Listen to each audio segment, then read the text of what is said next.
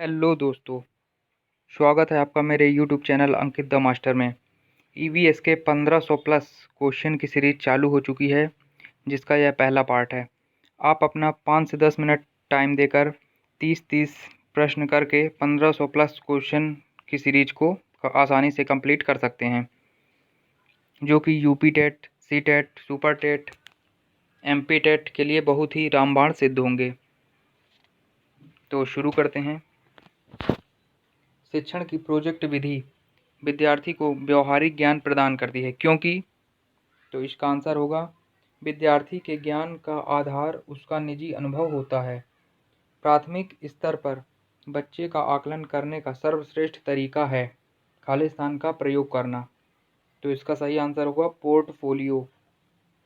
कक्षा 4 की एक शिक्षिका विद्यार्थियों से कहती है कि वे अपने कार्यपत्रक, अवलोकन रिपोर्ट और सत्र में एकत्रित की गई सामग्री को एक फ़ोल्डर में डाल दें।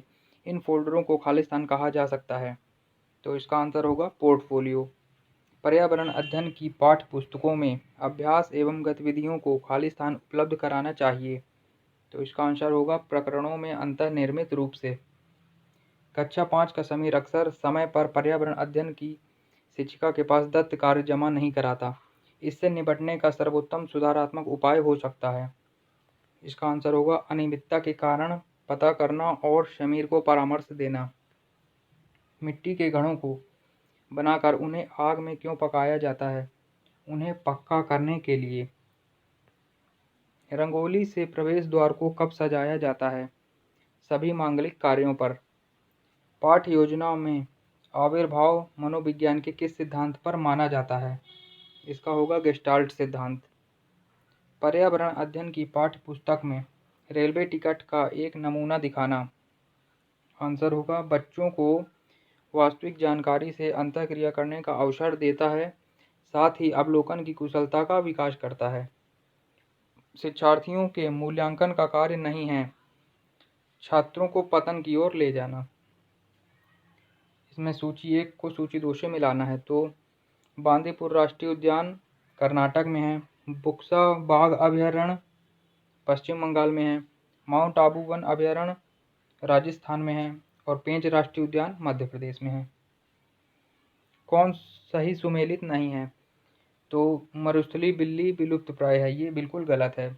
इसके अलावा बाकी सभी सही हैं।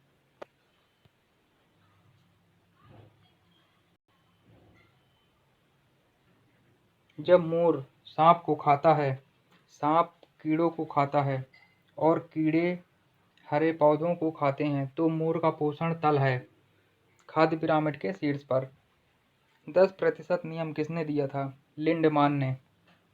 भारत के किस राज्य में पानी पंचायत प्रारंभ हुई? तो महाराष्ट्र में। गणगौर का त्योहार मनाया जाता है चैत्र शुक्ल तीज को। निम्न में से किस प्रकार के वन ग्रीष्म काल में अपनी पत्तियां गिरा देते हैं? उष्णकटिबंधीय पर्णपाती वन। जूडो खेल का जन्म किस देश में हुआ? इसका होगा जापान। निम्नलिखित में से कौन सा विकल्प सत्य है? तो इसका आंसर होगा वाष्पन, वाष्पन के बाद संघनन, संघनन के बाद बादल, बादल के बाद वर्षा। वायुमंडल की सबसे निचली परत का क्या नाम है? क्षोभ मंडल। खालिस्तान के लिए मछली घर मतलब एक्वेरियम में हवा वाला पंप रखा जाता है। तो इसका आंसर होगा अधिक ऑक्सीजन को पानी में घुलने देने के लिए। उत्सव क्यों मनाए जाते हैं? आनंद की प्राप्ति के लिए। बायोडीजल तैयार किया जाता है जेट्रोफा से। पक्षी अपनी गर्दन बहुत अधिक हिलाते हैं, इसका कारण है कि पक्षियों की आंखों की पुतली घूम नहीं सकती। कौन सी बीमारी दूषित जल पीने से फैलती है? तो इसका आंसर होगा टाइफाइड। निम्न में से प्रक्रियाओं का कौन सा युग्म पौधों को जंतुओं से अलग करता है? क्लोरोफिल या रसधानी। सूची 1 को सूची 2 से मिलाना है। एस्बेस्टॉस धूल से फेफड़े संबंधी रोग हो जाते हैं, सीसा से मस्तिष्क संबंधी बीमारी हो जाती हैं, पारा से पेट की बीमारी हो जाती है और कार्बन मोनोऑक्साइड से रक्त धारा। निम्नलिखित में से कौन जल को जीवाणु मुक्त करने हेतु प्रयुक्त होता है?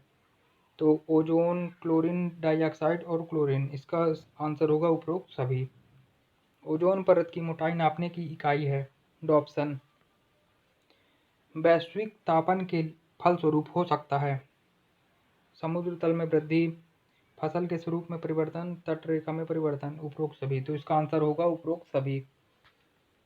इस वीडियो को 2 से 3 बार देखने पर ये प्रश्न आपको रट जाएंगे। इस सीरीज का नेक्स्ट पार्ट देखने के लिए चैनल को सब्सक्राइब करें और बेल आइकन जरूर प्रेस करें। धन्यवाद।